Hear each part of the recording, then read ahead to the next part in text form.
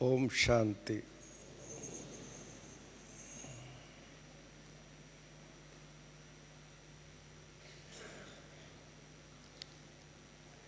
बौद्धिक स्तर पर यह विषय सभी मानते हैं और ऐसा विश्वास रखते हैं कि ब्राह्मण जीवन सर्वश्रेष्ठ जीवन है। जब व्यवहारिक जीवन की बात आती है तब ये देखना है कि सचमुच हम अंदर से अपने से बात करें कि सचमुच ये जीवन सारे कल्प में सर्वश्रेष्ठ जीवन। विचार कीजिए ज़रा। एक तरफ हम सब भाई बहनें दिन रात जो पुरुषार्थ करती हैं, अभ्यास करते हैं, हमारे सामने लक्ष्य है। हर एक के सामने लक्ष्य है ना कि हमें देवता बनना है। ब्राह्मण, फरिश्ता, देवता। अब आप देवता बनने का तो प्रयास कर रहे हैं और फिर हम ये कहें कि ब्राह्मण जीवन सर्वश्रेष्ठ जीवन है। विरोधाभास होता है ना। आप विचार कीजिए कि जब व्यक्ति किसी चीज़ की प्राप्ति के लिए पुरुषार्थ करता है तो प्राप्ति बड़ी होती है। इसलिए ये विचार कीजिए कि सतयुगी जीवन के बारे में जो बाप दादा ने सुनाया है मुरली में, उसको हम अगर अपनी बुद्धि में रिवाइज करते हैं, विचार करते हैं, सोचते हैं कि सतयुगी जीवन कैसी जीवन होती है।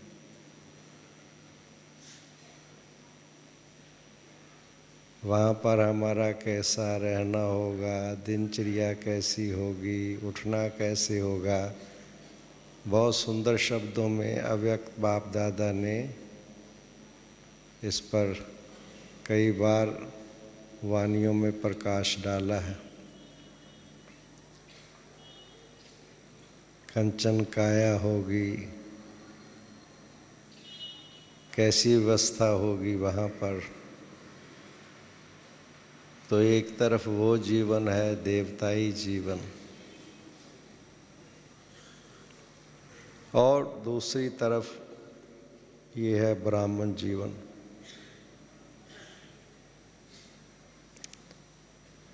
तो ये हर एक को अंदर की महसूसता की बात है।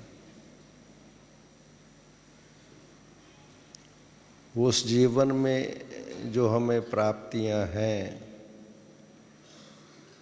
वो हम जानते हैं।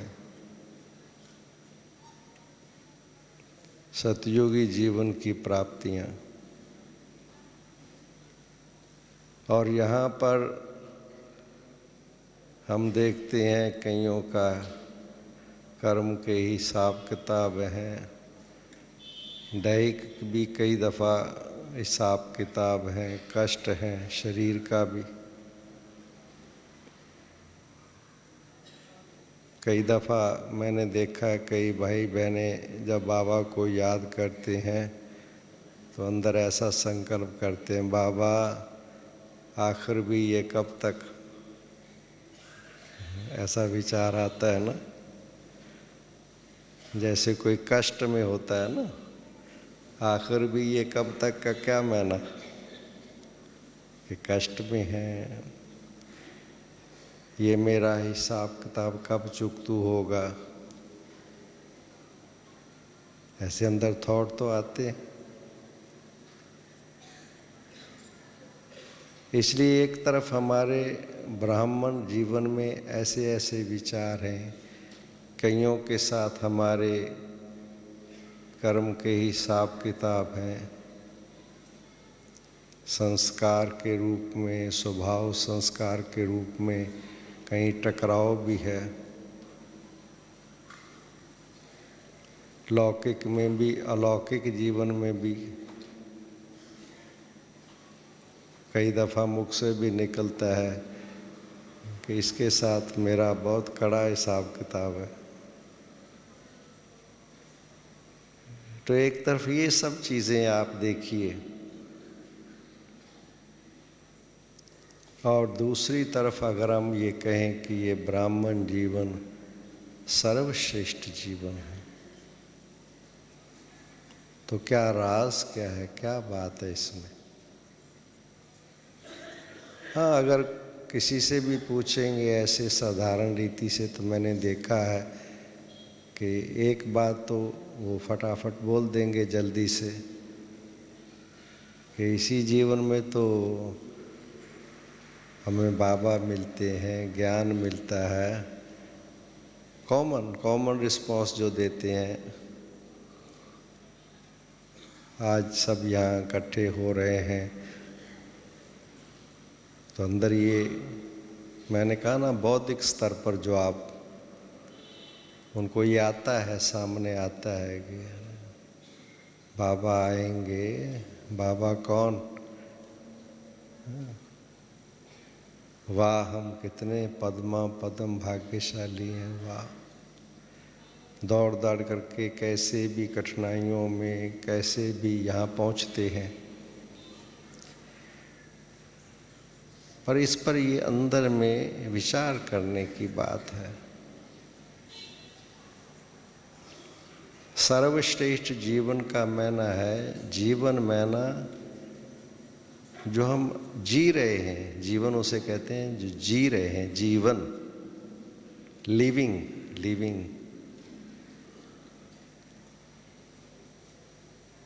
जो हम सुबह से लेके के रात्रि तक, जिसमें हमारे थॉट भी हैं, हमारे बोल भी हैं, हमारा कर्म भी है, हमारा व्यवहार भी है, संबंध संपर्क भी है।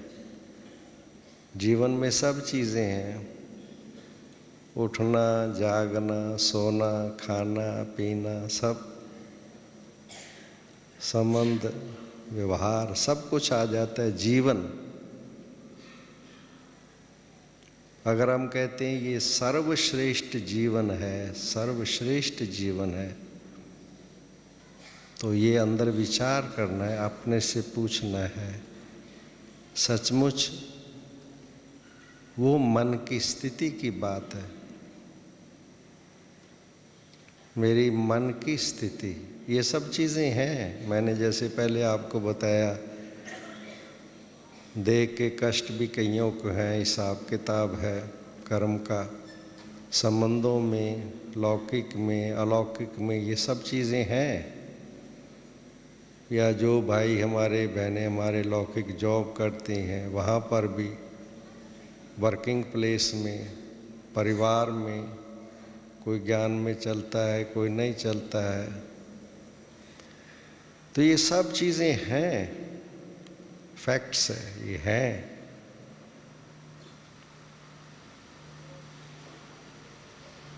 पर जो थॉट सिस्टम है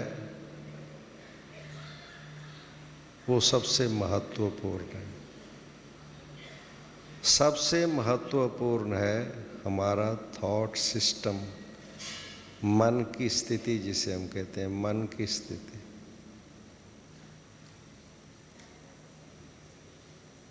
और ये संगम युग की ब्राह्मण जीवन की सबसे बड़ी विशेषता है कि बाबा ने हम बच्चों को ज्ञान का तीसरा नेत्र दे दिया। इसको कहते हैं थर्ड आई ऑफ विजडम, समझ। हर चीज की समझ है हमें। सिर्फ ये है कि अगर हम नॉलेज को इम्प्लीमेंट करते हैं, नॉलेज को, नॉलेज जो हमने मन बुद्धि में हमारे समझ आई है, वो सिचुएशंस आने पर, परिस्थितियों के आने पर वो नॉलेज का कैसे हम यूज़ करते हैं, नॉलेज को कैसे यूज़ करते हैं। अगर वो बाबा की नॉलेज या जो समझ दी हुई है उसको हम यूज़ करते हैं एकदम, तो फिर वो चीज़ हमें मालूम है। जैसे ज्ञान की जो बहुत मुख्य बाबा ने शिक्षाएं दी है, मुख्य 2-4 भी, ज़्यादा नहीं, मगर वो हमारे सबकॉन्शियस माइंड में नहीं, कॉन्शियस में। सबकॉन्शियस में बहुत कुछ भरा हुआ है। हम जितना सुनते हैं वो काफ़ी मोर देन 90% सबकॉन्शियस में चला जाता है, ट्रांसफ़र हो जाता है। जैसे कईयों का ये स्वभाव होता है कि जो भी थोड़ा पैसा हो ना वो जमा कराओ, फिक्स डिपॉजिट्स। यहाँ भी है कि जो सुना वो सबकॉन्शियस।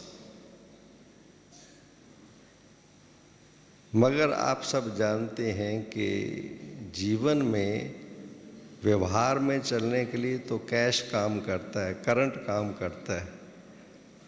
कोई करोड़पति भी हो, डिपॉजिट्स, मगर दुकान पर जाएगा तो कैश काम करेगा, करंट अकाउंट। तो जो नॉलेज हमारे कॉन्शियस में है, कॉन्शियस को मैं कहता हूँ करंट, कॉन्शियस में है, वो जो ज्ञान कॉन्शियस में होता है वो कर्म को प्रभावित करता है। और ज्ञान जब कर्म को प्रभावित करता है तो शक्ति का रूप बन जाता है, गुण और शक्ति नजर आने लगती है। और क्या चीज़ है, जब कोई किसी व्यक्ति को आप धीरज और शांति में देखेंगे कि इसमें धैर्यता है, शांति है, किसी को आप देखेंगे कि, तो क्या चीज़ है, नॉलेज कर्म में नजर आ रही। और क्या चीज़ है, तो जब ये जो कॉन्शियस में अगर हम ज्ञान प्रभावित करता है, उसमें बहुत से बिंदु हैं। आप एक बिंदु मैं आपको बताता हूँ, इसका प्रयोग करके देखना, मगर वो आपके कॉन्शियस में रहे, सब कॉन्शियस में न चला जाए। और आप जानते हैं कोई भी बात हो, कोई भी बात, बाबा ने ज्ञान का एक बिंदु दिया है, नथिंग न्यू, नथिंग न्यू। कोई नई चीज नहीं है। कितनी बड़ी घटना हो जाए, कुछ हो जाए, कोई चीज हो जाए, आप देखिए, अगर ये चीज स्मृति में है, कॉन्शियस में है, नथिंग क्या है, कल पहले भी हुआ था, क्या है।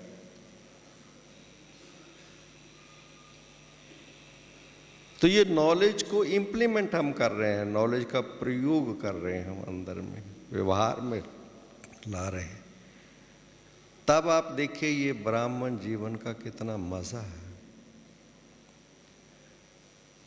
कोई भी चीज हो जाए, कुछ भी हो जाए,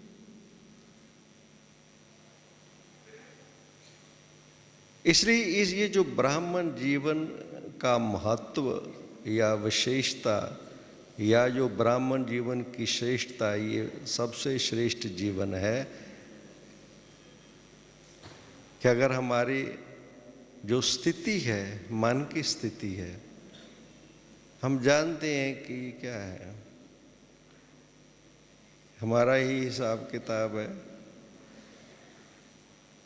अब थोड़े दिनों की बात है, भविष्य हमारा सामने दिखाई दे रहा है, वाह कई बार जीत पैनी है, नथिंग नो क्या है। तो ये जो ज्ञान को हम प्रयोग में लाते हैं, कोई किसी के, मेरा ही हिसाब किताब है।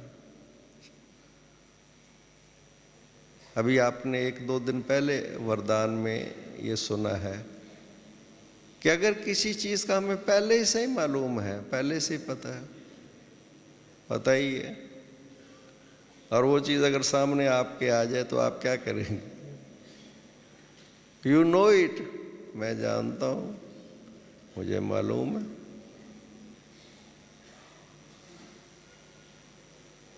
इसलिए इसको दूसरे शब्दों में आजकल हम कहते हैं पॉजिटिव थिंकिंग, सकारात्मक चिंतन, कि हर स्थिति एवं परिस्थिति में हमारा थॉट सिस्टम पॉजिटिव बना रहे, कोई बात कुछ हो जाए।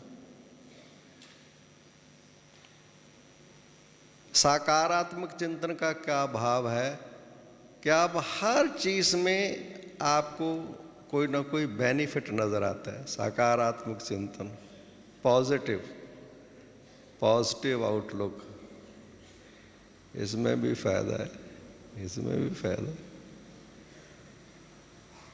एक वो कहानी सुनाते हैं, एक व्यक्ति ने विदेश जाना था,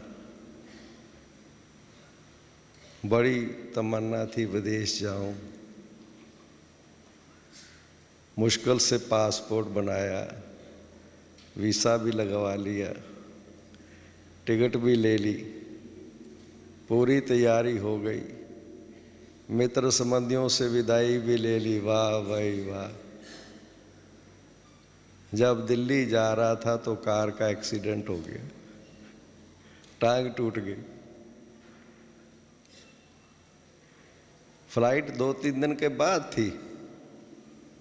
इतना तकलीफ, इतनी तकलीफ, थॉट सिस्टम इतना डिस्टर्ब कि क्या, वो जो उसका भगवान के प्रति विश्वास था, ऐसे टाइम पर उसको मेंटेन करना भी कईयों के लिए मुश्किल लगता है, बल्कि भगवान को भी सामने खड़े होके कहेंगे क्या किया आपने, क्या किया। बहुत तकलीफ में आखिर फ्लाइट तो चला गई, नहीं जा सका।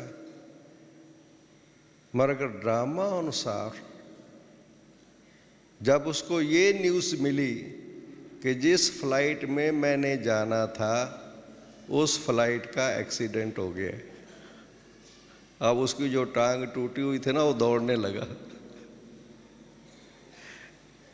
और जो भगवान को कह रहा था कि आपने मुझे तकलीफ में डाल दिया है, उसका थैंक्स अदा करने लगा। क्या चेंज, ये क्या चेंज हुआ है? कारण ये है कि उसको पता नहीं था कि जो आगे वाला टाइम है वो त्रिकालदर्शी आत्मा नहीं है। मगर हमको बाबा ने, ये ब्राह्मण जीवन की विशेषता ये है कि हमको मालूम है, इसलिए बाबा ने ये क्यों कहा कि बच्चे जो हो गया अच्छा, हो रहा है अच्छा। तो मैं ये आपसे कह रहा था कि नॉलेज हम सब जानते हैं, क्लासेस में भी मैंने देखा है कि मुरली सुनते हैं, उसको कई जगह रिवाइज भी करते हैं, मगर सवाल ये आता है कि जो चीज़ हम समझते हैं, कई भाई बहनें हमारे पास आते हैं, कहते हैं ज्ञान की कोई गहराई बताइए, योग की कोई गहराई बताइए, या तीव्र पुरुषार्थ की कोई विधि सुनाइए। आमतौर पर ऐसे प्रश्न पूछते हैं जब जगह जगह पर जाते हैं। मैं उनको सिंपल से कहता हूं कि आप जो कुछ जानते हैं उसकी गहराई में जाओ। गहराई ज्ञान की ये है कि जो कुछ आप समझ रहे हैं उसकी गहराई में जाओ। जो आप नहीं जानते उसको फिलहाल छोड़ दीजिए, छोड़ दीजिए। योग की गहराई ये है कि जब आप बैठते हैं, बैठते तो आप हैं, मगर बैठते वक्त क्या आप चेक भी कर रहे हैं, साथ साथ आपको पता लग रहा है कि ये योग है कि नहीं है, बस और कुछ नहीं कर रहे। सिंपल सी कि जिसे आप योग समझ रहे हैं वो योग है। आपको क्या लगता है वो योग है? इट इज नॉट क्वेश्चन कि मैं आधा घंटा, घंटा, 2 घंटे बैठा, सिटिंग की बात नहीं है। हमारी दादी चंद्रमणि थी, मुझे याद है, वो बहुत रमणीकता से क्लास कराती थी और हमारे पंजाब में, सारे भारत में, बहुत विदेशों में हमारी जॉइंट चीफ रही हैं दादी चंद्रमणि जी। तो एक भाई उसको आके कहता है कि दादी मैंने कल 3 घंटे योग किया। बहुत खुशी से सुनाया, 3 घंटे योग किया। मैं वहाँ ही बैठा था। तो दादी पूछती है 3 घंटे योग किया? अच्छा ये बता तुझे कनेक्शन मिला? योग तो 3 घंटे किया, कनेक्शन मिला या लाइन घुमाता रहा बैठ करके टेलीफोन की? जिसे बाबा कहते योग किया या युद्ध किया?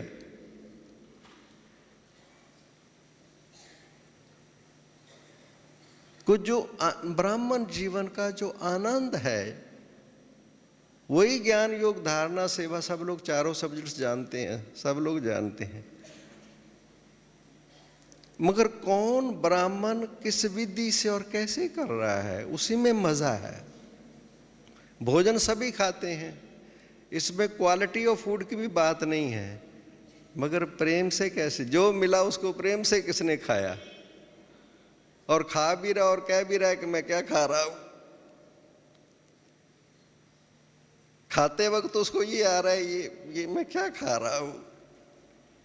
He is not happy, not satisfied.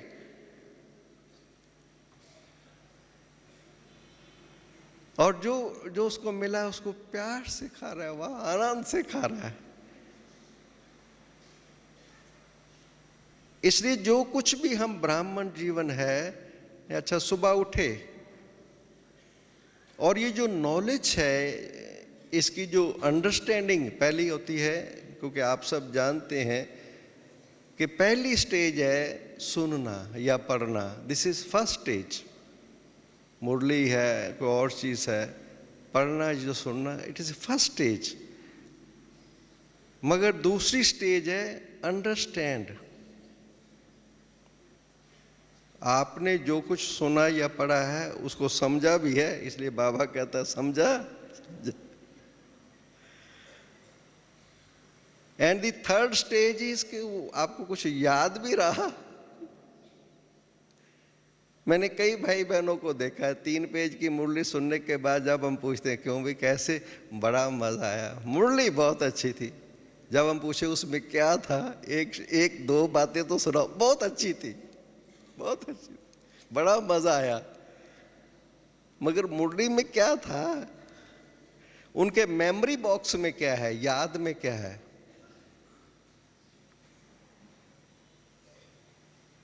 तो सुना, समझा, याद रखा, 2 लाइन याद रखी, 2 लाइन। एंड द 4 स्टेजेस की जो याद रखी उसको इंप्लीमेंट किया, व्यवहार में लाया। दिस इज 4 स्टेजेस ब्राह्मण जीवन की, सबके लिए है ये, कोई भी छोटा हो बड़ा हो। अगर मेरे मेमोरी में ही नहीं रहता है, इंप्लीमेंट क्या करेंगे? ध्यान क्या रहेगा, उसको कर्म में कैसे लाएंगे, अटेंशन कैसे रहेगा? इसलिए ब्राह्मण जीवन सर्वश्रेष्ठ जीवन है। ब्राह्मण जीवन, ब्राह्मण जीवन में ना जो ब्राह्मण जीवन का सिस्टम है, अमृत वेले से सुबह से लेकर रात्रि तक ब्राह्मण जीवन का सिस्टम बाबा ने बताया हुआ है। ब्राह्मण जीवन सर्वश्रेष्ठ है। क्या मैना? जो ब्राह्मण जीवन को नियम अनुसार चलेगा। ब्राह्मण जीवन शुरू कैसे होता है, आप देखिए शुरू कैसे होता है ब्राह्मण जीवन? अमृत वेले से, अपने आप स्वतः हमारे जानकी दादी जी कहते हैं कि ये घड़ी भी अलार्म भी मुझे क्यों जगाए, इसके ये मुझे ये प्रकृति की जीत मुझे जगाए, मैं इस पर आधारित रहूं। अलार्म नहीं बजा, मैं उठा ही नहीं। नहीं, मेरे मन में जो प्यार है बाबा के लिए वो मुझे उठाए। ये घड़ी उठाए, मुझे बाबा का प्यार उठाता है। मैं अमृत वेले नींद कर नहीं सकता, नींद आती नहीं, मैं नींद कर ही नहीं सकता, मैं सो ही नहीं सकता। इसे कहते हैं लवफुल रिमेम्बरेंस, लवफुल रिमेम्बरेंस। अमृत वेला आरंभ ऐसे हो, जिसका आदि है दिन में कैसे चलेगा उसका, और आदि ठीक नहीं है। कई दफा हम ये कहते हैं कि ये नहीं कि हम जब अमृत वेले नहीं उठते हैं तो चलो कोई चीज़ हमने मिस कर दी, इस भाव से ना लें कि चलो नहीं उठा अमृत वेले, ठीक है, ओके, आई मिस्ड इट, इस तरीके से ना लें, बल्कि इस तरीके से लें कि मेरे से अवज्ञा हुई है, मैंने श्रीमत की अवज्ञा की है, ये अवज्ञा है। और अवज्ञा का आप जानते हैं कि हिसाब किताब है। अंदर नहीं, मुझे उठना ही है और उठ करके विधि पूर्वक बैठना ही है, विधि पूर्वक, वो भी नहीं है तो ठीक करें। ये नहीं मैंने 45 मिनट बैठना है या 1 घंटा बैठना है, मगर बैठना कैसे है। अगर नहीं बैठा जा रहा, उठो, घूमो फिरो, ठीक हो जाओ, ठीक हो जाओ। नई सूक्ष्म स्टेज बनती, उठ करके अगर नहीं बैठा जाता है, कोई स्थूल काम बेशक करने लग जाओ, ताकि वो नींद का संस्कार कुछ दिन का है वो ठीक हो जाए। सोना नहीं है। कहीं ये उठेंगे 2, 4, 5, 10 दिन उठेंगे, उठ करके बैठ जाएंगे, वाह वाह वाह वाह, फिर नहीं योग लगेगा, कहेंगे भारी हो रहा था ना, इसलिए मैं कल से लेकर के अब नींद करना शुरू कर दी। नहीं, इस संस्कार को खत्म करना है, क्योंकि अमृत वेले प्राप्ति है ना। ब्राह्मण जीवन इसलिए देवताओं से उत्तम है। नहीं, वो नशा, वो अंदर थॉट सिस्टम, अरे वाह बाबा। और इसको अभी वैज्ञानिक भी, साइंटिफिक सिस्टम से भी अब लोगों ने इसको समझना कोशिश की। अब लेटेस्ट में एक आर्टिकल पढ़ रहा था कि जब सोते हैं, हम नींद करते हैं, तो हमारा जो मन है वो बहुत एक्टिव हो जाता है, बुद्धि स्लो होती है। आप देखो मन कैसे कैसे स्वप्न आते हैं, कहीं कुछ रोकता ही नहीं। बुद्धि का काम है रोकना। आप देखो वो कुछ कई काम करता रहता है, दौड़ रहा है, ये हो रहा, वो हो रहा। कईयों को थॉट्स ऐसे स्वप्न में आएंगे, दिन में नहीं आएंगे। क्या कारण है?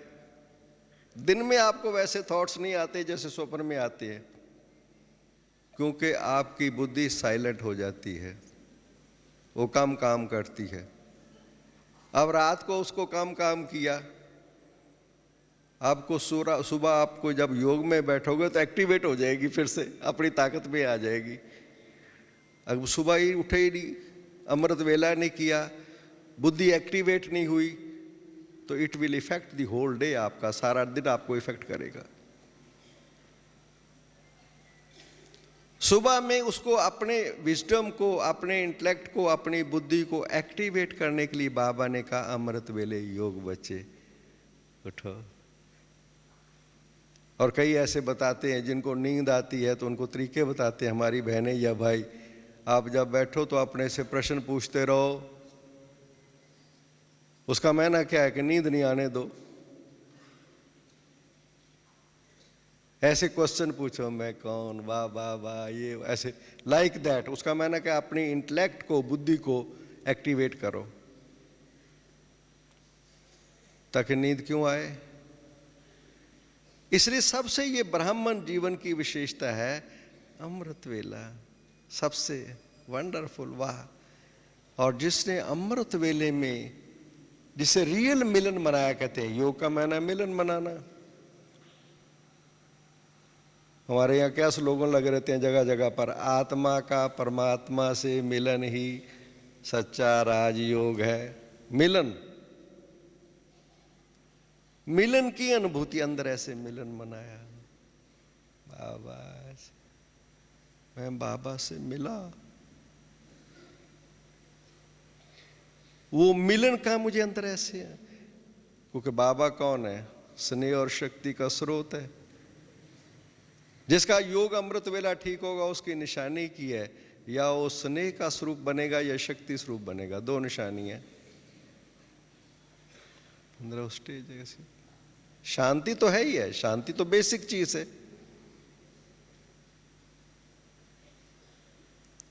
मगर शांति के अंदर कई चीजें ऐसा होता है कि उसको कई दफा अगर लव एंड पावर की अनुभूति नहीं होती है तो उसको लगेगा जैसे कि ये मुझे कई दफा शांति में नींद आने के चांसेस हैं। इसलिए पहला ये अमृत वेला हमारा स्ट्रॉन्ग ब्राह्मण जीवन, तब आपको मजा आएगा, इस जिंदगी का आनंद आएगा। और उसको कुछ दिनों की बात है, थोड़ा दिन सिस्टम ठीक करने की बात है बस। और ये भी जैसे एक जैसे अंदर वो लगन की बात है, पुरुषार्थ की बात है, आज्ञाकारी बनने की बात है, सर्व प्राप्तियों का जैसे आरंभ है, आदि काल है। ये कई चीजें अंदर में, चाहे उसके लिए मुझे रात को थोड़ा जल्दी सोना पड़े, कुछ और चीजें सिस्टम ठीक करना पड़े, कुछ भी करना पड़े, मुझे योग ब्राह्मण जीवन। तो ये बाबा ने जो चीजें बताई है वेरी सिंपल। ये जो जीवन है ब्राह्मण जीवन, ठीक है देवताओं के बारे हम जानते हैं, सारी नॉलेज हम लोगों को, मगर ये जो नशा, जो मन की स्थिति ब्राह्मण जीवन में रहती है, ये कहाँ है? वहां ठीक है धन धान्य है, सुख साधन है, रहने सहने के साधन है, सब चीजें बड़ी अच्छी हैं, मगर मन की स्थिति से बहुत जो पैसे वाला व्यक्ति वो मन खुश रहता है उसका? जरूरी नहीं है। ये धन है, साधन है, ये सब चीजें जो है ये मन को खुश नहीं करता है। केवल मन की खुशी एक अलग चीज है, जहां स्नेह है, प्यार है। और ये ब्राह्मण जीवन है जिसमें प्यार भी निस्वार्थ है। आप देखिए बाबा क्यों हमें खिंचाव करता है, बाबा क्यों खींचता है, हम बाबा के पास क्यों दौड़े दौड़े आते हैं, सफर करके भी, यहां आकर के भी, इतना बड़ा संगठन भी, क्या चीज है बाबा की खिंचाव करता है? निस्वार्थ, निस्वार्थ प्यार।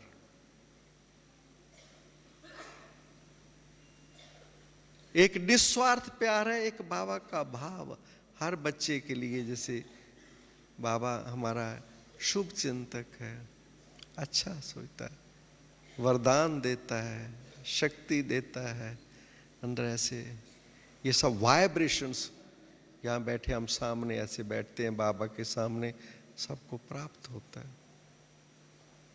ये आत्मा को चाहिए। आत्मा की जो ओरिजिनलिटी है, आत्मा को क्या है चाहिए? क्या ये तो देह को तो बहुत सी चीजें चाहिए, आत्मा को क्या चाहिए? आत्मा जो संतुष्ट होगी, संपन्न होगी, प्रफुल्लित होगी, आत्मा को क्या चीज चाहिए? उसको यही चीज चाहिए, निस्वार्थ प्यार, अपनापन की फीलिंग आती है बाबा से।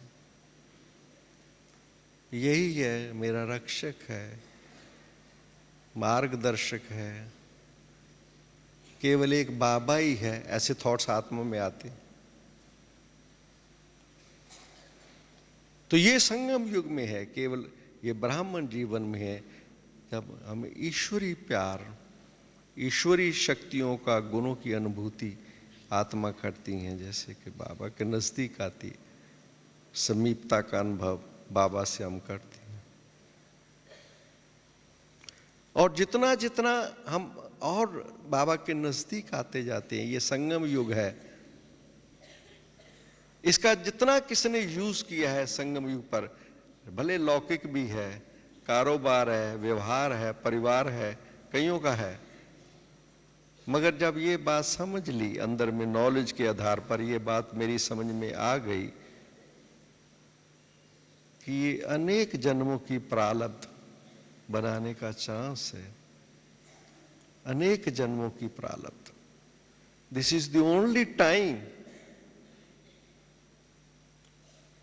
जब ये मेरी मन बुद्धि में ये बात आ गई कि भगवान आ गया, ये उसका कार्य, डायरेक्ट कार्य है, स्थापना का कार्य है, मन बुद्धि ने मान लिया, तो उसके बाद मेरे थॉट सिस्टम अब क्या है,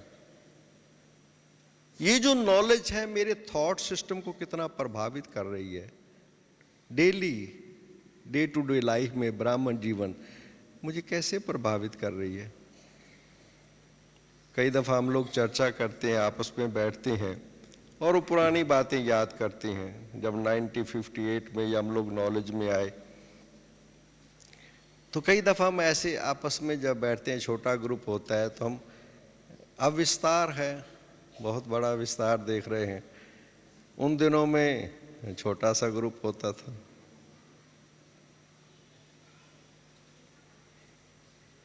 तो कभी हम ऐसे अंदर विचार करते हैं, उन दिनों संख्या नहीं थी क्लासेस में, मगर जो भाई बहने बाबा के पास आते थे, जो भी उन दिनों की बात है, चाहे कोई फैमिली में रहता है, युगल है, बच्चे हैं, कुमार है, कुमारी है, जो भी बाबा के पास आया, उसका एम एक ही एम, कुमार हो, कुमारी हो, युगल हो, बच्चे वाले हो, मुझे बाबा का समर्पण बच्चा बनना है, संपूर्ण समर्पण। ये जो लौकिक है ना, उनको भी संभाल के, बच्चे हैं सेट करके, ठीक करके, बस उसके बाद बाबा की सेवा में। कई माताएं बहनें सेवा में नहीं, ये संगम युग नहीं। परिवार में रहना है, जब तक हमारा हिसाब किताब थोड़ा, बच्चे है ना, सेट हो जाए, ठीक करके इनको ये कर दूं, मैं बंधन मुक्त हो जाऊं, बाबा का बस सेवा, बाबा, ये संगम युग, अतीन्द्रिय सुख, ये हिसाब किताब से भी जैसे कि मुक्त हो के, नहीं बस ये नहीं हमेशा ही मुझे परिवार में ही रहना है, बच्चों में रहना है, फिर बच्चों के बच्चे, फिर उनके बच्चे, बाबा ने कहा है ना वही अपना हिसाब ठीक है, नहीं, नेवर, ये थॉट ही नहीं होते थे उन दिनों में।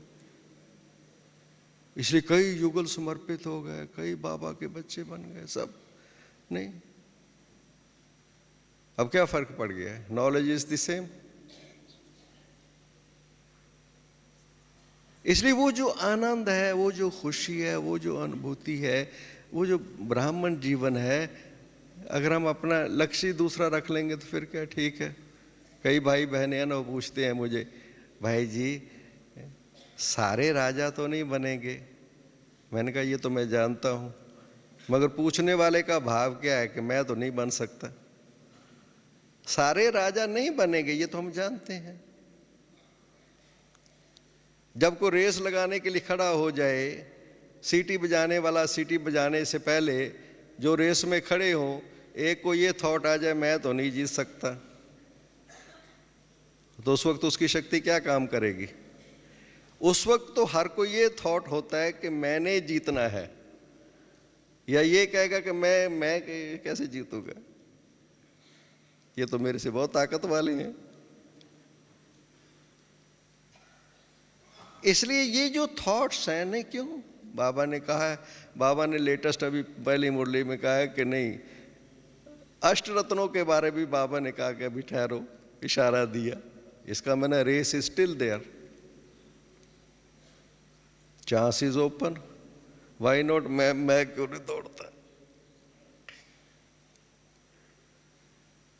हम लोग पढ़ा करते थे जब स्कूल कॉलेज में, where there is will there is way. एक व्यक्ति का बताया जी कि वो चला गया स्कूल के बच्चों के साथ राष्ट्रपति में भवन में चक्कर लगा रहा था, उसको नहीं पता था ये राष्ट्रपति की कुर्सी है, वो बच्चा था बैठ गया, उस सिक्योरिटी वाले आए, उनको डांटा, अरे तू कहाँ बैठ गया, तो राष्ट्रपति की कुर्सी पे बैठ गया, डांटा उसको। कहता है कोई बात नहीं, आप मुझे बुला के लाओगे, यहाँ बिठाओगे, and he became president. What is this? Will to do, इच्छा शक्ति। इच्छा शक्ति जागृत जिसकी हो जाती है, ये हमारे पुराने शास्त्र ग्रंथों, भक्ति मार्ग के शास्त्र ग्रंथों में भी लिखा हुआ है, इच्छा शक्ति जागृत हो गई बस। विल टू डू, कोई बने ना बने, पहले तो बनना है। ये ब्राह्मण जीवन है कि नहीं, मैं बनूंगा।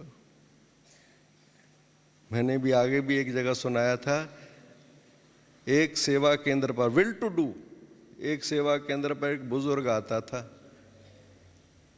उसकी भाषा घर वाले भी नहीं समझ सकते थे। जो भी कोई क्लास कराने जाती थी बहन या भाई सेंटर से, वो कहता था बहन जी मैं राजा बन सकता हूं। जो भी उसको देख के हंसते थे सारे, राजा बन सकता हूं मैं, कहता। एक बहन कहती है तू बन सकता है। कहता कैसे? कहती इधर आ, तेरे पास कुछ पैसे हैं? कहता है। कहता तू ये हैंड बिल छपवा ले और लोगों को बांटने शुरू कर दे, तू बोलेगा तेरी आवाज़ नहीं कोई समझेगा। कहता ये तो मैं कर सकता हूँ। रोज़ क्लास के पूरी करने के बाद चौक में खड़ा हो जाता था और लोगों को हैंड बिल बांट के इशारा करता था उधर चले जाओ। सेंटर की बहन ने सुनाया कि सबसे ज़्यादा स्टूडेंट उसके पर्चे दे करके आए हुए बने हुए। प्रजा बनेगी नहीं बनी उसकी, क्यों नहीं राजा बनेगा?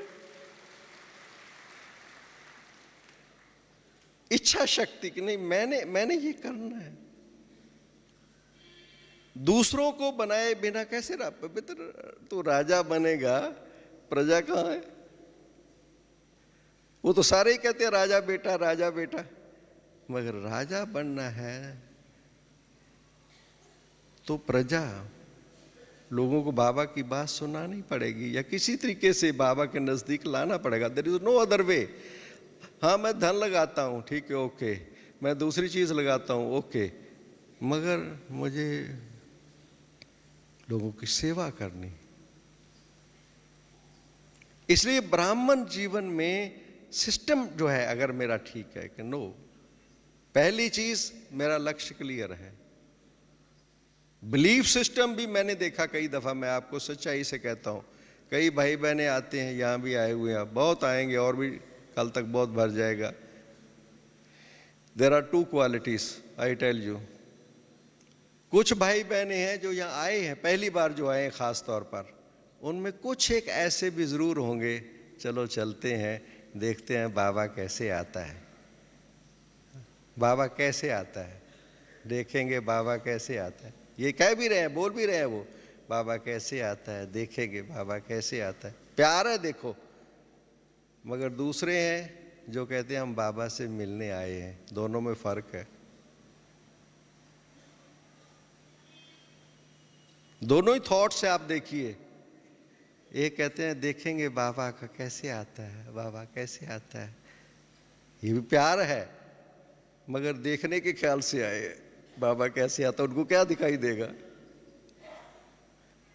मगर एक है वो ऐसे बैठेंगे, मैंने बाबा से मिलन मनाना है, मैं मिलने आया हूँ, देखने नहीं आया हूँ, नहीं मैं तो मिलने आया हूँ। वो बाबा, वही बाबा कल पहले वाला, मेरा बिछड़ा हुआ बाबा जिसके लिए भक्ति में पुकारते रहे, वाह मैं बाबा।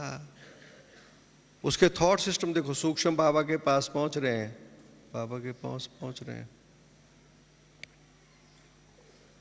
उसकी जो मन की स्थिति है, आनंद की स्टेज है, वो अलग है, फर्क है उससे जो कहता है मैं देखूंगा बाबा कैसे आता है।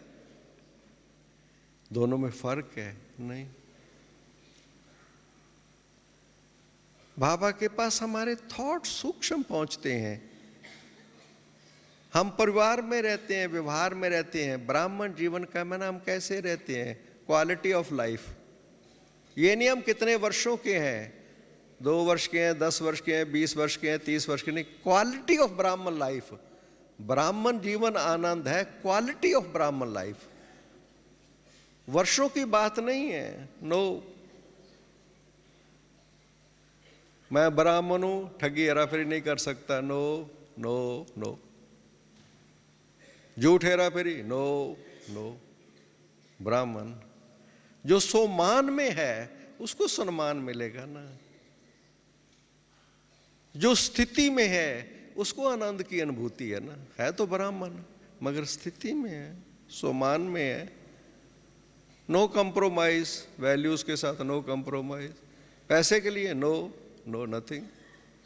व्यक्ति वस्तु पदार्थ मेरी स्थिति, अरे ब्राह्मण जीवन संगम युग, नो नथिंग।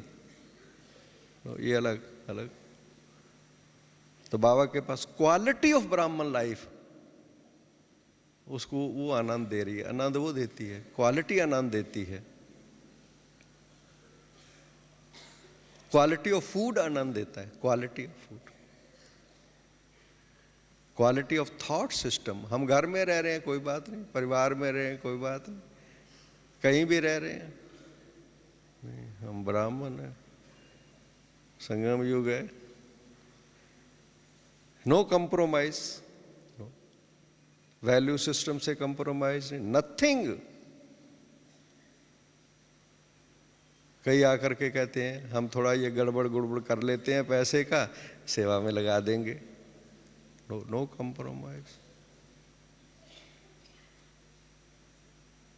उससे उनको नशा नहीं रहेगा ब्राह्मण जीवन, फेथ विश्वास नहीं रहेगा लोगों का। नो, बाबा की सेवा नहीं कर सकेगा, प्रत्यक्षता नहीं कर सकेगा। ब्राह्मण में ना, ब्राह्मण ना, उसको नशा है ब्राह्मण जीवन का। ब्राह्मण का पाना था सो पा लिया, अब काम क्या बाकी रहा। ये स्टेज जो है अंदर नशे की स्टेज है। नहीं, इसलिए परिवार में रहें, उनका इफेक्ट होगा बच्चों पर भी। माँ बाप हैं, बच्चे हैं, उनकी स्टेज पर इफेक्ट होता है। मैंने बहुत से देखा फैमिलीज में, कईयों के बच्चे टोटली बाबा के बन गए, कईयों को नहीं बने। है ड्रामा, सब चीज़ें कहने में आएगा, मगर इफेक्ट ऑफ द लाइफ। मैंने देखा कि जिस युगल की स्टेज बहुत अच्छी फाइन बाबा के लिए, और उसकी स्टेज उनके बच्चों पर उसका इफेक्ट है। बाबा के नज़दीक है वो भी आएंगे। जो ब्राह्मण हैं फैमिली लाइफ के अंदर है, मगर उनके अंदर वो चीज़ वैल्यूज़ और वो सब चीज़ों में कंप्रोमाइज़ करके चलती हैं, उनका अपने लौकिक परिवार में नहीं प्रभाव पड़ेगा। इसलिए पहले खुद अंदर महसूस करना है कि नहीं, अपने से बात करनी है। और उसका सिंपल सा एक प्रोसेस है, सिंपल सा प्रोसेस। इन शॉर्ट मैं ये कहना चाहूँगा, हम बहुत कुछ जानते हैं, बहुत कुछ बैठ के हम स्टडी भी करते हैं, योग करते हैं, क्लासेस हैं, भट्टियाँ करते हैं, there are so many things, सब जगह पर होता है। मगर मैं आपसे रिक्वेस्ट करूँगा, आप अपने लिए 15 मिनट का टाइम निकालें। माताएं हैं, भाई हैं, बच्चे हैं, बड़े हैं, छोटे हैं, 15 मिनट सिर्फ डेली आप अपने से बात करो बस। बाकी सब कुछ करो, ज्ञान योग जो आप कर रहे हैं वो करते रहो। 15 मिनट अपने से ज़रूर बात करो, और अपने से यही बात करो। दर्पण मुखड़ा देख ले प्राणी अपने दर्पण। अपने से ही पूछो, what is your belief system. क्या अरे भाई ब्राह्मण जीवन क्या तो क्या है। अपने आप से just talk to yourself. संगम युग है, मैं क्या मानता हूँ, क्या मेरे विश्वास है, क्या मेरे बोल हैं, क्या मेरे कर्म है। व्हाट इज, आपको चेंज आनी शुरू हो जाएगी। आफ्टर 10 डेज, 10-15 डेज में लॉट ऑफ डिफरेंस आप देखेंगे। वो जो 15 मिनट आप बैठेंगे उसमें दृढ़ता का गुण अंदर आप में आना विकसित होगा। दृढ़ता, अलबेलापन जो है ख़त्म होने लगेगा। जहाँ दृढ़ता है वहाँ सफलता है। हम बहुत कुछ जानते हैं, बहुत कुछ समझते हैं, बहुत हमारे विश्वास हैं, मगर हाउ टू उनको इम्प्लीमेंट करें। जो कुछ हम जानते हैं, जो कुछ हमारे विश्वास हैं, जो हमारी मान्यताएं हैं, उनको हम कर्म व्यवहार में लाने के लिए हमें कुछ करना होगा। हमें मन में दृढ़ता लानी होगी। दृढ़ता करना है। फिर आप देखेंगे कि रिजल्ट आपको कैसे नजर आते हैं। मस्ट 15 मिनट बैठिए, ऐसे ऐसे बैठिए। और जब योग में बैठते हैं आप, बहुत ज्यादा मशीनरी ना चलाइए, बहुत ज्यादा वही चीजें जो हम बहुत करके रिपीट करते रहते हैं। जब भी बैठेंगे वही, फिर मैं आत्मा नहीं, मैं आत्मा, शरीर नहीं, ज्योति बिंदु पर, वही थॉट सिस्टम, थॉट प्रोसेस नहीं। जस्ट फील दैट, स्लो रखिए, मैं शांत स्वरूप आत्मा, फील दैट, शांत ऐसे बैठिए। यू फील दैट इनर शांत। Don't be fast in your thought system. शांत, मेक द एनवायरमेंट शांत।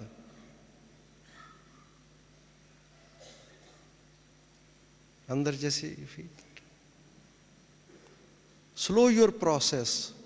जब योग में बैठते हैं, अंदर थॉट्स शांत, and be active and alert also. ये नहीं शांत कहिए और फिर शांत होकर के जैसे फिर एक्टिव एंड अलर्ट। शांत भी है और अंदर शांति की महसूसता भी हो रही है। मैं शांत हूं, ये एनवायरनमेंट शांत है, वाइब्रेट कर रहा है, वाइब्रेशंस। घर में ऐसे करने लग जाए कोई 15 मिनट, घर का वाइब्रेशन में चेंजेस आनी शुरू हो जाएंगी, बच्चों में चेंजेस आनी शुरू हो जाएंगी। वाइब्रेशंस घर में फैलाइए अपने, ऐसे वाइब्रेशंस। ये प्रोसेस जो है करने से आप देखिए, आपको ये ब्राह्मण जीवन का जो सर्वश्रेष्ठ ब्राह्मण जीवन है, उनकी महसूसता जीवन में होने लगेगी। ओम शांति।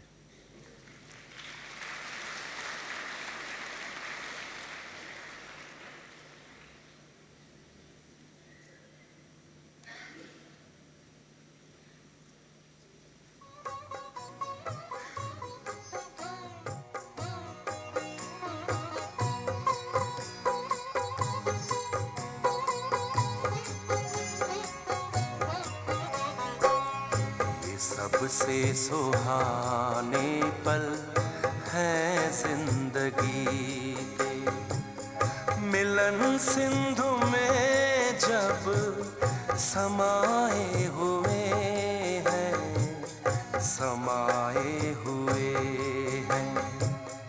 ज़माना तो क्या तेरी यादों में भगवन, ये तन मन भी अपना भुलाए हुए हैं, भुलाए हुए हैं।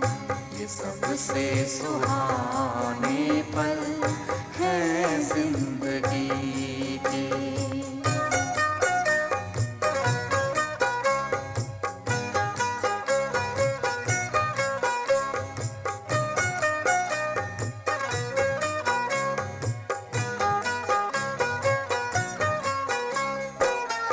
गगन झुक गया, वक्त भी ठहरा ठहरा, ज़मीं भी ये जैसी जमीं रह गई है। रूहानी समा देखते देखते ये आँखें खुली की खुली रह गई हैं।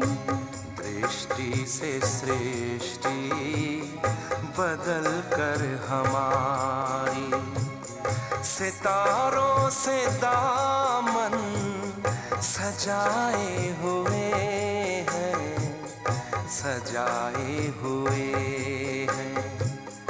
ये सबसे सुहाने पल है जिंदगी के।